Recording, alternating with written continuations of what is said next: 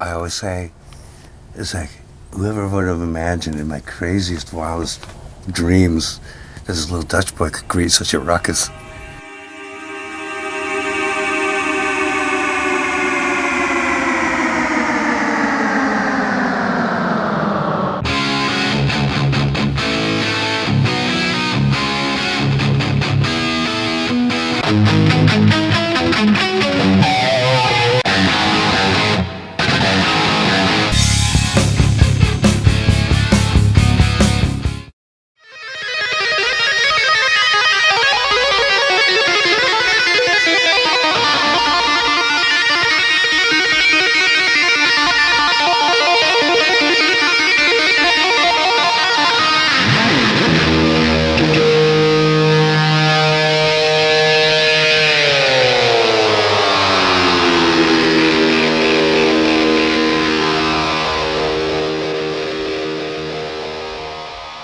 Hi, this is Eddie Van Halen. Shh, I got some neat stuff to show you.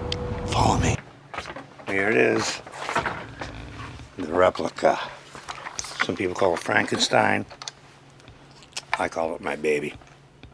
People have a lot of questions, and the guitar's always been a source of fascination. Kind of an enigma. Yeah, yeah.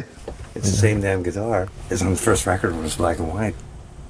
People don't think about that. You know? No, a lot of people don't know. There's a black and white and a black, red, white one. But it's the same guitar. Yeah. Yeah. It's a fascinating subject. It's a fascinating guitar because it just, people are crazy about it. I know. I have a couple questions that I want to ask you and sort of give people an insight. When did you build this guitar? Oh, 74, I think? Mm-hmm. Something like that. Oh, I was looking to, if you notice in old pictures, it had a Gibson sticker on it. Yeah, I've seen those Yeah. pictures. And I don't know where I got that sticker, but that was the perfect thing because what I was trying to do was cross-pollinate a Gibson with a Fender. Mm-hmm. Because I loved the vibrato bar. And this was way before Floyd. You know Oh, what I mean? yeah. Yeah. And, oh man, if I go into detail about how I used to keep that damn thing in tune, that would be a whole nother film. You know, at the time, nobody built their own guitars. What made you want? I didn't have the money, and the guitar that I wanted to play did not exist. It was that simple. Right. Yeah. There's actually Boogie Bodies who supplied Charvel with the body and the neck. And I go out there, they were out, San Dimas way. I'll never forget, there's a body laying at the bottom. I'm going, what are these? And I go, oh, those are seconds. And I didn't know what that meant. They were raw, unfinished, Yeah. just stacked It's up. just a piece of wood, but they called them seconds. I'm going, oh, so that means they're next in line to be manufactured. No, that means they got a knot in the wood. Cosmetically, they were not attractive. I'm going, well, I'll take one of those because I don't care if it's got a knot in it, Right. And the body cost me $50, and the neck cost me $80. Was it as simple as, you had guitars before this with a humbucker that you liked and a Strat you were comfortable with? What was the process like leading up to saying, I'm gonna, because it was a moment for electric guitar in itself, the cross-pollination of a humbucker in a Strat style body, was there something that led up to that, or was it just not that much of a thought process? Like everything from sticking a humbucker into paraffin wax in a U-band coffee can and pulling out just in time before the sucker melted. I'm a tone chaser. Right. I love chasing tone, and that's the only way I could get the sound. And I always mainly just use the rear pickup because this stuff isn't even hooked up. Right. It doesn't do anything. A lot of what I do is really trial and error. Mm-hmm. But I do know where I want to get. And sometimes I ruin a lot of stuff getting there. Once you had the body and the neck and knew that did you put the guitar together right away? The funny thing is, the black and white stripes, which was on the first Van Halen record, I don't know what made me think of that at all. I was just looking for something different but I really wasn't looking. I mean, even the pick guard on the first record, I cut out myself. That was not a Fender. No. Yeah, I made that myself. You know, like with a pair of scissors and a soldering iron just to get the edges smooth. Once you had the elements, did you put it together right away, or? Yeah. Yeah. It didn't take more than a couple days, you know. What were your first impressions after you had it together? Oh, this is kind of fun. Yeah. Yeah. It was kind of a culmination of years of putzing around, and everything kind of ended up in this guitar. Did you feel like you were onto something? Yeah. Well, I mean, for me, I wasn't looking for anything to sell or to please other people. There's just nothing was out there that I wanted, and that was my motivation. Basically, okay, I want something I want that works for me.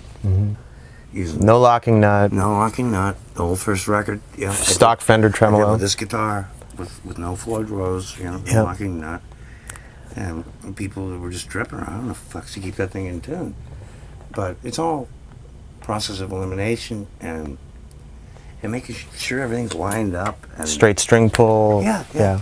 And I used to even take the guitar string through the block in the back, and with every turn I would hold the string and turn it with it. So that the string Yeah. didn't twist. So, exactly. And straight, smooth, and I used to put it through the tuning peg and wind it up, not down. So that it was straight To the into the hole, peg yeah. instead of And so break angle. If you look at old stuff, I always have to keep my hand there, because if you hit the string too hard, it would pop out of the nut. And then I put 3-in-1 oil in the brass nut, and the grooves were bigger than they were supposed to be, but that's the only way it would slip and slide, kind of like a Mazzola party. You know? tricked it out. Yeah. But tricked it out for myself. Right, for performance. But Yeah. you figured a way Yeah. to tweak and trick it out. Well, you know me well enough that I trick everything out.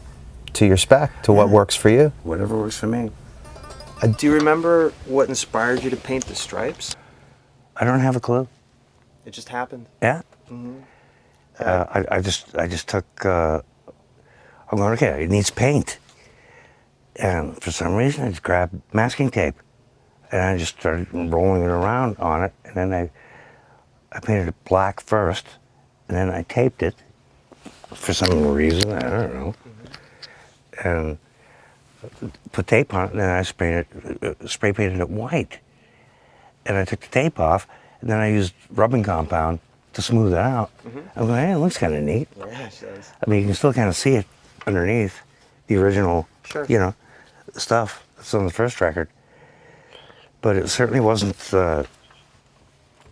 a corporate manufactured. It wasn't scientifically derived at in any way. It was just like pretty much everything I do. It's kind of a mistake, you know. The guitar, black and white, is super famous, but the guitar with the I almost wish I know. top coat of red See, that's what's funny. is even more famous. I know.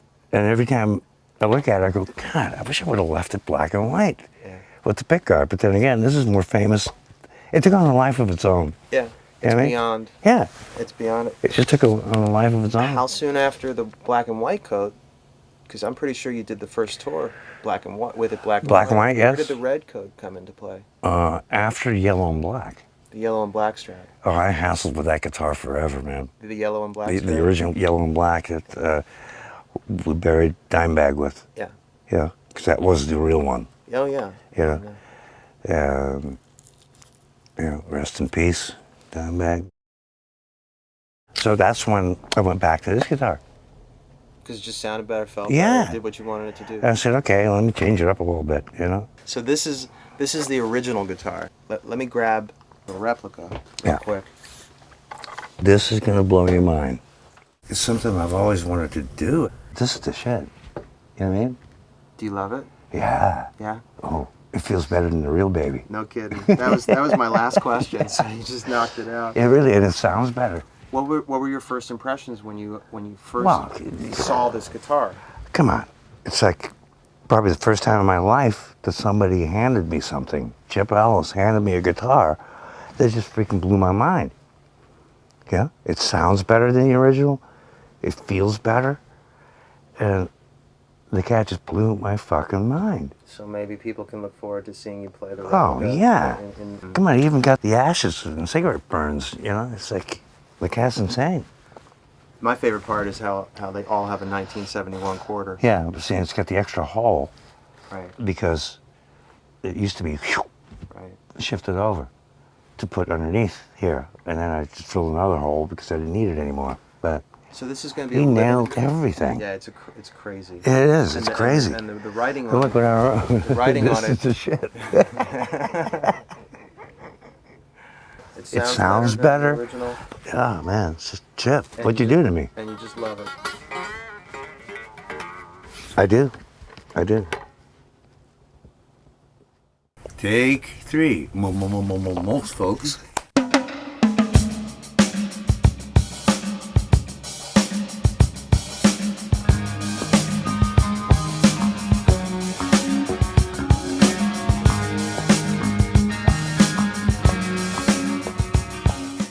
So I want to introduce everybody to the man responsible for this amazing recreation of Ed's most famous #1 baby guitar, and that is Chip Ellis. Chip is a guitar builder for Fender Musical Instruments, the parent company to the EVH Guitar Company. He's done an amazing job, and I thought it'd be really good to get insight from Chip's perspective on the guitar. If you don't mind, I'm going to pepper you with some questions. And Please do. How did you come into this project? Well, the project came down the pipeline, and I was the only one at Jackson and Charvel that had done any relic guitars, so I snatched it up before anybody else could get their hands on it, and just did my thing. Yeah. Really got into it. So. Yeah.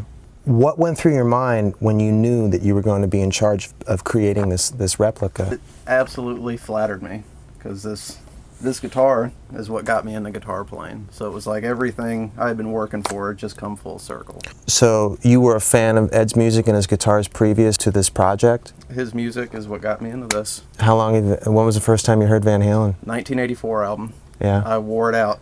I bought it on tape. I wore that out. Changed your life? First CD I ever bought when CDs came out was 1984. Changed your life? Changed my life. This man And this guitar. and you play as well. You've been playing since you were a kid. Mhm. So I mean, aside from I think you need to be able to play in order to do what he did. oh, I think so too. Yeah. It helps when you're a guitar builder to play it. Was the impression that you got from Van Halen or Van Halen music, was it guitar first and then you became interested in the building process, or were you interested in the building process early on, or how did that work? It was early on I got into it. The first guitar I bought was an Area Pro 2 Les Paul copy, and I tore it apart and I spray painted it and was constantly messing with it. I think that there was an aspect that Ed was putting out there in the world where everybody, like, it wasn't just enough to be a player, but you had to fuck with your guitars too at the same time. you You know, it absolutely was had cool. It was cool. Ed made it cool. Did Ed inspire the way you build guitars at all, or did he really provide an impetus to become a builder? A little bit of both. His technique in building, make it work for yourself. Just go at it, whatever it takes. I mean, you told me that you chiseled this out, right? Yeah. Well, look at it. I kind of did the same No thing. pro job. I would take guitars and just destroy them, just trying to get what I want. And then as I learned on, how to work on guitars and got better at building and everything, then I started making them a little more polished. And Well, how did you go about building the guitar? What was the process like? You've got the project, now it's yours. You're going through a thought process. When you actually got to a table This and is what I want to know. How did you do it? I absolutely geeked I mean, out on he it. even got the damn reflectors that we bought at a truck stop. And because at the end of the show, when the whole VH logo came down, I'd go like that. Yeah, shoots a to the prism audience. out over the crowd. Yeah. Now, where the hell did you find these damn things? That was a lot of research. I found To put it mildly. it took a long time. I tried to find the original manufacturers, one of which had gone out of business. So it was kind of tough finding the exact reflectors. But we did it, and I spent months, just going through it, looking at every picture I could find of the guitar, just dissecting every little screw hole, every piece of flaked off finish. You call it a geek out. It's a geek out process. Yeah, I just picked it apart, probably further than anybody should pick anything apart. I mean, I just wanted to nail every little detail on the thing, and I did the best I could. That you did, even down to the screw holes, to What? the tuning peg. Well, I mean, look, I had so many different tuning pegs in this guitar. He even nailed that.